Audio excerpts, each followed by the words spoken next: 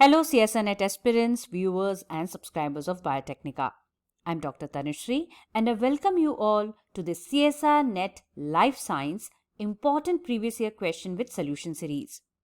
In this video, I will be discussing previous year questions from Unit 13, that is Methods in Biology. Specifically, I will be discussing questions based on technique, flow cytometry and fluorescence-activated cell sorting. A technique given in subunit C of Unit 13, that is histochemical and immunotechniques. I'm sure while going through previous year question papers, you all must have come across the experimental questions based on flow cytometry technique. These type of questions are mostly asked in part C and are very scoring. So they give you the experiment and the outcome of the experiment, and you have to choose the correct outcome of the experiment. But my observation is that most of the students, they skip such type of questions as they find these type of questions difficult, as they are not aware of strategies or the tricks of solving such type of questions. So if you also skip such type of questions, then don't worry, this is the video specially for you all. Today, in this video, I will be talking about the strategies of solving such type of questions and the different type of questions we will be discussing based on flow cytometry and fluorescence-activated cell sorting technique. Also, I will be giving you certain tricks which will help you in solving such questions in less time in exam. So let's get started.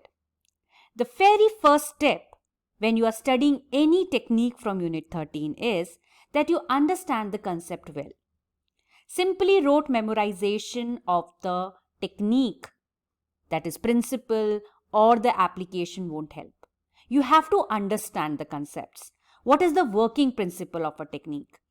Then you need to understand where you can apply that technique, the applications in detail. And specifically from flow cytometry, even the understanding of data analysis is very, very important, as mostly the questions asked are on data analysis from this technique. So let's have a look at, or let's understand in detail about what flow cytometry technique is all about. Flow cytometry technique was developed by Herzenberg and colleagues and found some of its earliest applications in analyzing cells from the blood, notably lymphocyte subpopulations. It is an analytical technique that quantifies the frequencies of cells binding to fluorescent antibodies and scattering light in characteristic ways. So basically, flow cytometry is used for analysis of the cells in a cell mixture.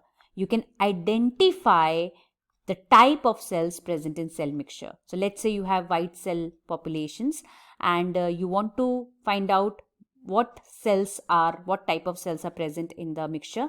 So basically flow cytometry techniques helps you identify whether B cells are present or T cells are present or natural killer cells or monocytes are present in the cell mixture. And not only it helps you identify but also quantify. So it's a quantitative technique. So you can count the number of particular type of cells in a cell mixture using this technique. And the principle on which this technique works is immunofluorescence. So it's an immunological technique where we use antibody to bind to a specific antigen present on cell surface. So you can identify a particular cell based on antigen present on its surface. Kindly note, there are many antigens which can be present on cell surface, but in flow cytometry, we specifically target the antigen which is unique to that cell. Like for T lymphocytes, we can use CD25 as a marker, or B lymphocyte express CD19. So we can use it as a marker to identify T and B lymphocytes. So antigen-antibody reaction is very much specific. So if we want to identify B lymphocytes or T lymphocytes, we'll use the antibody specific for the antigen present on, that is the unique marker present on their surface. And these antibodies are conjugated with fluorophores. These are the fluorescent molecules which on absorption of light emit fluorescence, which can be detected. So let's say we have the mixture of cells. So for every cell, we'll use a specific antibody. So let's say we have the white blood cell population and white cell population, and we want to identify the type of cells in it. So let's say we use the antibodies specific for the antigen present on B lymphocyte, T lymphocyte, natural killer, and every antibody will be conjugated with a fluorophore. Now please note the fluorophore will be different for different antibodies which is specific for its antigen. So like here you can see this antibody is labeled with a fluorophore which emit green fluorescence. Here this one emit red fluorescence, and so on. Also kindly note that your sample should be in form of single cell suspension and not in aggregated form. So this is very much needed, that when you are introducing your sample, it should be in a form of single cell suspension. So cells in suspension are hydrodynamically focused into narrow stream by being introduced inside a rapidly moving column of sheath fluid. So sheath fluid is nothing but buffer saline solution. And here you can see the setting is done in such a way that cells are passing in a single file. So the cells are enclosed by the sheath fluid. So it's like a droplet comes out from a tap, drop of water comes out from a tap. Similarly here also cells are passing in a form of single file. And as they move, every time a cell passes in front of laser beam, and you can see this is the laser light source. So light will pass through these cells. So fluorophores, they will absorb the light and emit the light. So some light is scattered and fluorescence is emitted, which will be detected by several detectors. So there are detectors, fluorescent channels are there, which will detect the fluorescence emitted by the fluorophores conjugated with the antibody. And other than the fluorescent channels, we have forward and side scatter detector as well. So forward scatter detector is basically a photodiode. So it is used to determine the size of the cell. So bigger the cell, more the light will be scattered in forward direction, and forward scatter detector detect this forward scattered light. So larger the cell, the amount of light scattered in forward direction will be more, and therefore it is being used as a rough measure of the ranges of sizes of the cells in the stream. The another detector is side scatter detector, which is usually being placed at an angle of like approximately 90 degree to the path of the laser beam. So amount of side scattered light offers an indication of extent of intracellular complexity of the scattering cells. So white blood cells are of two types, granulocytes and agranulocytes. So granules, those cells which have the granules, so basically they'll scatter more light sideways, and these sideways scattered light will be detected by side scatter detector. So more side angle light scatter, more intracellular, like in case of granulocytes, so more granules or complexity will be there. Similarly, more intracellular membranous structures for other cells like endoplasmic reticulum and mitochondria present in the scattering cells. So side scattered light and emitted fluorescence of various wavelengths is detected by photomultiplier tube. So for forward scatter detector is a photodiode, but side scatter detector and fluorescent channels are photomultiplier tubes. So as the cells pass, the flow cytometer counts every cell as it passes the laser beam and record the level of emitted fluorescence at a number of different wavelengths, as well as amount of forward and side scattered light for each cell.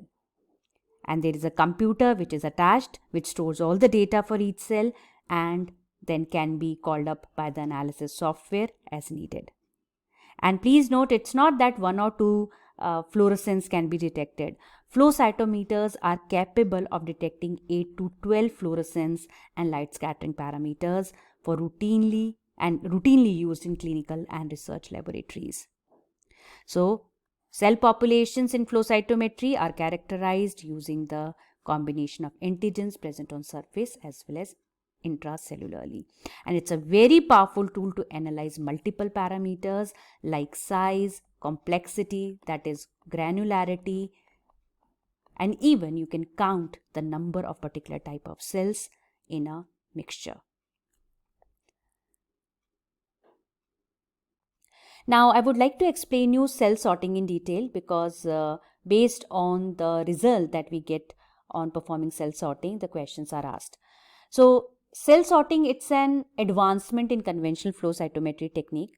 So when a flow cytometer is adapted to sort cells on basis of fluorescence and light scattering, we call it as fluorescence-activated cell sorter or fluorescence-activated cell sorting. So here you can see we have a mixture of cell population which is stained with two antibodies, one specific for surface antigen A and another for surface antigen B. So we are using NTA antibody. They are labeled with a dye, let's say fluorescent, which emit green fluorescence.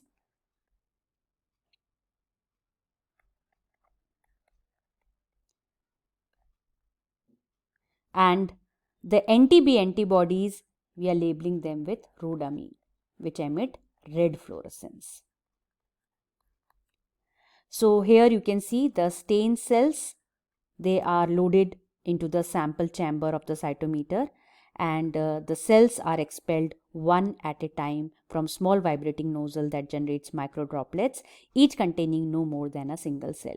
So up to here, it is common with the conventional flow cytometry technique. Now the additional feature is that you can see deflection plates are attached here. So as the cells leaves the nozzle, so you can see that the laser beam passes through it, and the fluorescence will be detected by fluorescent channels, and also the side scatter detector will be there, which detect the side scattered light. Forward scatter detector will detect the forward scattered light. And now as the cells leave the nozzle, so each cell receives a small electric charge, and the computer controls the flow cytometer can detect exactly when a drop generated by the nozzle passes through beam of laser light that excites the fluorochrome, and the intensity of the fluorescence emitted by each droplet that contain a cell is monitored by detector, and it is displayed on the computer screen because computer tracks the position of each droplet. So it is possible to determine when a particular droplet will arrive between these deflection plates. So by applying a momentary charge to deflection plates, when a droplet is passing between them, it is possible to deflect the path of a particular droplet into one or another collecting vessel. So you can see here that these deflection plates, one is having negative charge and another is having positive charge. So those cells having negative charge will be deflected towards positively charged plate, and those cells having the positive charge will be deflected towards negative charge plate, and they can be collected in a separate collecting vessel. So this allows the sorting of population of cells into subpopulations having different profiles of surface marker. The computer display, so each dot, so this is a dot plot, so each dot, it represents a cell. Now from exam point of view, analysis of this dot plot is very, very important. So here in this example, we have taken the 4 types of cells, or you can say that staining with NTA and NTB fluorescent antibodies allows 4 subpopulations to be distinguished. One is the cell which is lacking A antigen as well as B antigen. So here this minus is not a charge. Okay, it is indicating absence of A and B antigen on cell. Second type of cell is, let's say, having A antigen. So we can denote it with A plus and B minus. So this cell A plus means that A antigen is present but B is absent. Third type of cell is where we have the B antigen present. So we can write it like this, we can denote it like this, that A absent but B present. And fourth type of cell is where both A and B antigens are present. Like here you can see both red and green, right? So here we can write it like this, A plus and B plus. Now how will you analyze this dot plot of these 4 subpopulations? So basically you can see, like I'll give you a very simple trick over here. So you can see on x-axis we have NTA antibody fluorescence. So NTA antibody we have used for A antigen. Please note, even instead of mentioning NTA antibody, they can mention green fluorescence or red fluorescence on y-axis.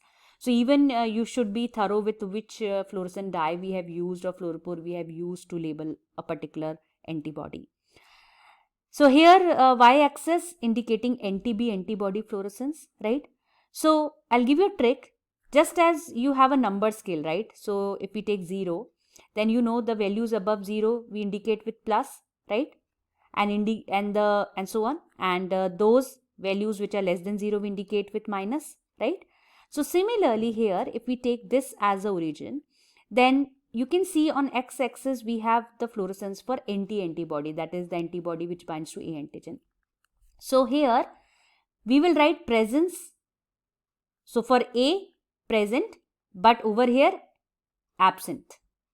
Similarly for B, you can write down here, you can mention the absence, but over here you can mention the presence. So how will you write? So here in this quadrant, that is lower left, you will mention A absent. So for A we have absence and also B absence. Similarly, in this quadrant, that is on lower right, you will write presence of A, but B is absent. Then in this quadrant, that is upper right, it is indicating the presence of A also, right? And presence of B also. However, this quadrant, that is upper left, it is indicating absence for A, but presence for B. So this is a very simple trick that you have to remember, and to avoid any confusion in data analysis during the exam, this trick is really helpful. Let's have a look at the question which I showed you in the beginning. The question is that a mixed cell population was stained with two antibody, one specific for cell surface antigen A and other specific for cell surface antigen B. So anti-A antibody was labeled with fluorescent. So it's the question, I think it is based on the diagram that we have discussed in previous slide, right? So fluorescent labeled anti-A antibody, and we have anti-B antibody which was labeled with rhodamine. So rhodamine emit red fluorescence, fluorescent emit green fluorescence. The cell population was then analyzed for the presence of antigens by flow cytometry. So which one of the following is the correct outcome for this cell population? See, for the strategy of solving such questions is read the question carefully, okay? Look for what is asked in the question. Is it a correct statement or incorrect statement? Because mostly students, they are so in hurry in reading the question that they miss these words. So make sure that while reading the question, you read it carefully, understand it carefully, and then start solving it. Now, if you look at any of the experimental outcome, you will find on x-axis green fluorescence is mentioned and on y-axis red fluorescence is mentioned. As mentioned in the question, we are using anti-A antibody which was labeled with fluorescent. So fluorescent emit green fluorescence, and anti-B antibody is labeled with rhodamine which emit red fluorescence. So this indicates that on x-axis we are getting the data for A antigen, and on y-axis we are getting a data for B antigen. So I already told you the trick. Just draw a square, divide it into 4 quadrants, and as it in the question it is mentioned that anti-A antibody data, that is the green fluorescence, is labeled on x-axis and the red fluorescence is on the y-axis. So basically, if we consider this as the origin, then on right it will indicate presence of A antigen, and on the left it indicates absence of A antigen. Similarly for B antigen, the below will indicate absence of B antigen and above it will indicate presence of B antigen. So if I write down the combinations, then this lower left will indicate absence of A and B antigen. We also call it as double negative. Then the lower right will indicate presence of A but absence of B antigen. Then upper right will indicate presence of both. We call it as double positive also. And you will get absence of A but presence of B antigen signal in the upper left quadrant. So always remember this quadrant, the lower left will indicate double negative and upper right will indicate double positive. So you have to look for in all the 4 options, you have to look for where double negative and double positive are given. So here you can see this is not correct. This is also not correct. So answer cannot be option A and B. But if you see here, double positive and double negative is mentioned. Here also double positive and double negative is mentioned. So answer will be between option C and D. So another strategy is omit 2 options out of 4. Now you are left with only option C and D. So find out which quadrant will be indicating presence of A and absence of B. So according to our data, according to the trick that I told you, we should get the lower right quadrant will show presence of A and absence of B, which is given in option C, because in option D, this is not the result we are getting. So answer here is option C and not option D. Isn't it easy? If you know the trick, you can easily solve such type of questions. Now, it's not that always they'll give you the dot plots or data in the options. In the question itself, they can give you the dot plot and you have to find out that which of the following options indicate this or is for this dot plot given in the question. So here in this question, the dot plots of cytometric data obtained from peripheral white blood cells is given. So R1, in the plot 1, it shows the selection window of cells which are further analyzed. So basically, you can see this plot 1 is of forward scatter and side scatter.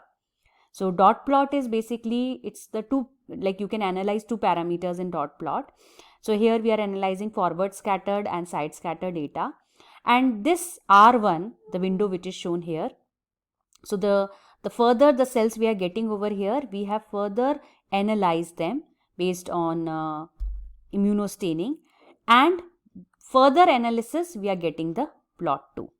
So you have to analyze the given data and you have to choose the correct option representing type of cell population in plot 1 selected and segregated in various quadrants of plot 2. So if you look at the options, the plot for plot 1, it is mentioned whether they are lymphocytes or neutrophils, right? And in plot 2, then you can see it is the combinations given. So please remember the trick, double positive and double negative, right? And first of all, on the basis of plot 1, like you can omit 2 options out of 4, right? So basically here you can see you have to look for whether plot 1 is lymphocyte or neutrophil. So I'm sure you all know that we have different types of lymphocytes, like B lymphocytes, T lymphocytes. So if we are collecting the cells from that window R1 and we are further analyzing, so different type of lymphocytes are present and not neutrophils. So when I say this, option 2 cannot be the answer because plot 1 neutrophils is mentioned there. So on analyzing plot 2, you can see that on x-axis we are getting the fluorescence signal for anti-CD8 antibodies which are labeled with fluorescein isothiocyanate, that is FITC. So basically CD8 is the cell surface marker for cytotoxic T cells, and on y-axis we are getting a fluorescence signal given by anti-CD4 antibody which are labeled with phycoerythrin, that is PE. And CD4 is a cell surface marker for T helper cells. So if you recall our trick, I told you have to draw a square, divide it into 4 quadrants. So as mentioned in the question, on x-axis we will get CD8 data on x-axis and CD4 on y-axis, right? So here quickly I write down the presence and absence. So this quadrant lower left is always double negative, right? So now if I write down the combination, so lower left will be double negative. So here we will not get the signal for CD4 and CD8. So these are basically the signal for those cells which are neither having CD4 and CD8. Then on lower right, we will get the signal for the cells which are lacking CD4 but having CD8. Then upper right is double positive always. So we will get here the signal for the cells having both CD4 as well as CD8. And lastly, the upper left, we will get the signal for those cells having CD4 but CD8 marker is absent. So if you look at the options, you have to mainly focus on where double negative and double positive is given. So on analyzing the options given, the answer is option 1, because you can see that, like if I just label them as A, B, C, D according to the question. So our D should be double positive and our A should be double negative, which is given in option 1. And also you can see that our B should be indicating absence of CD4 and presence of CD8, which is shown here, and also the C should indicate presence of CD4 but absence of CD8. and therefore answer is option 1. So in this video, I have shared the very simple tricks and strategies of solving the flow cytometry questions, experimental based questions. I hope you find this video useful. Thank you.